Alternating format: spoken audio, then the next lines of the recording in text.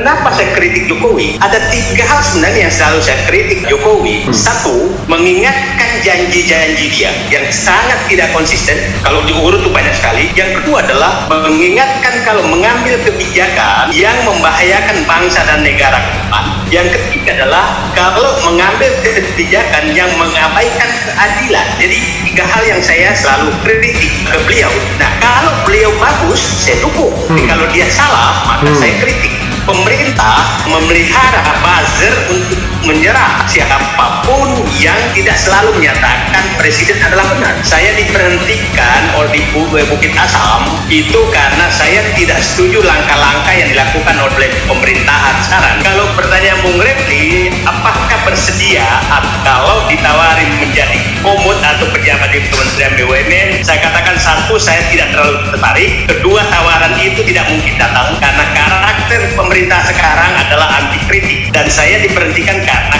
kritik. Tidak mungkin karakter saya semua jual untuk jabatan.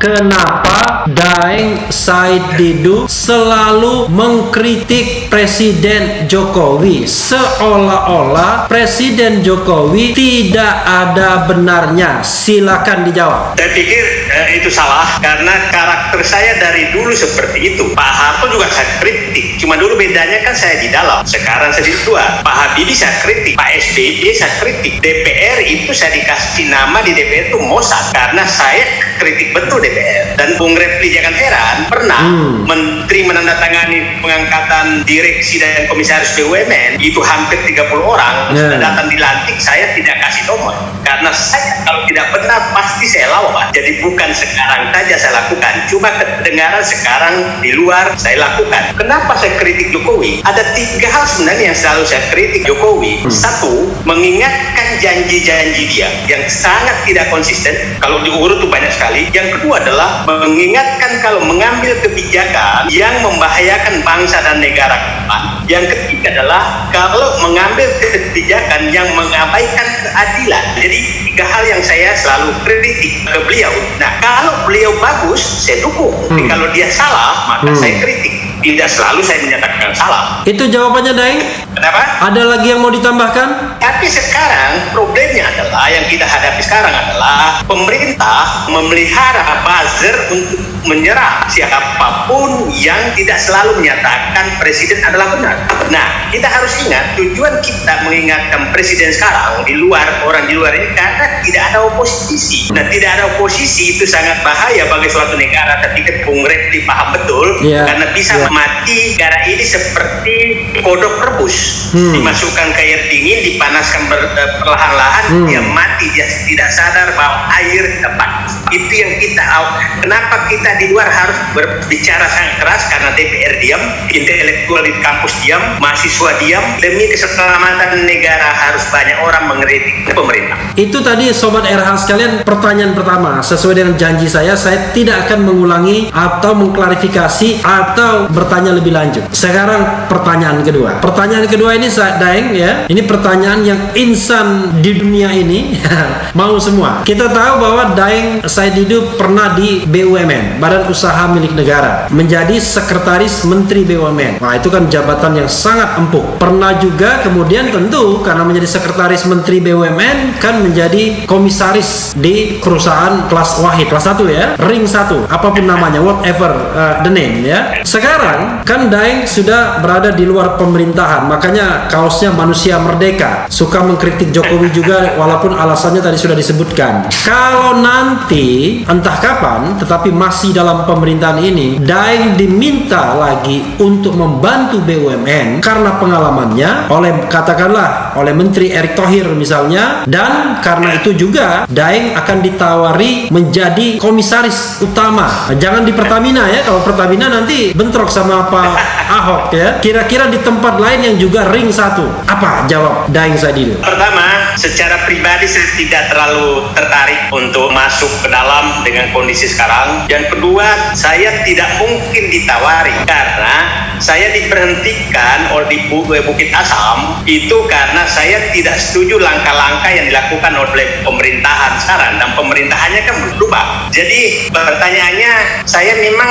sejak Sekretaris Kementerian BUMN itu tidak pernah memegang komisaris yang gajinya tinggi. Selalu saya memilih komisaris yang perusahaannya mau bangkrut, Merpati, Pupuk Altim. Saya tidak pernah mau jadi komisaris Bank Mandiri, BRI, Pertamina. Yang saya katakan itu gajinya di sana tuh berkahnya kurang, karena tidak ada kerjaannya gajinya.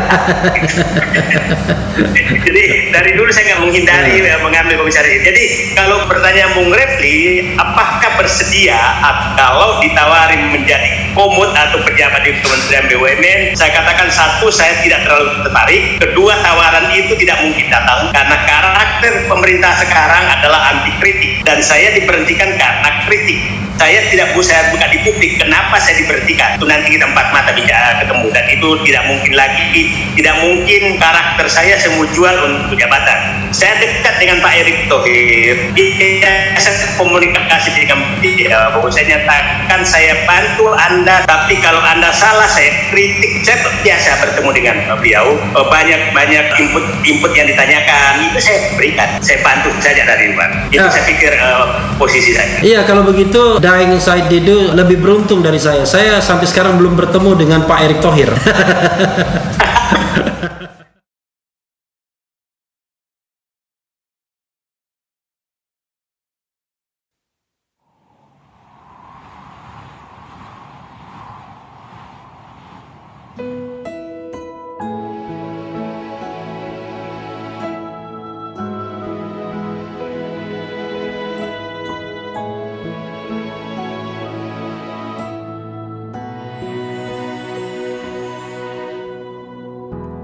Ketika matahari hanya di atas kepala, panas melelehkan padang yang luas, tak ada naungan, tapi Engkau pemimpin adil. Tuhan memberi kabar gembira. Setiap manusia adalah khalifah di muka bumi ini, tapi Engkau khalifah dari khalifah. Kau dinaungi, Kau diselamatkan, oh, dari hari pembalasan. Engkau bisa bawa mata air kebaikan bagi manusia.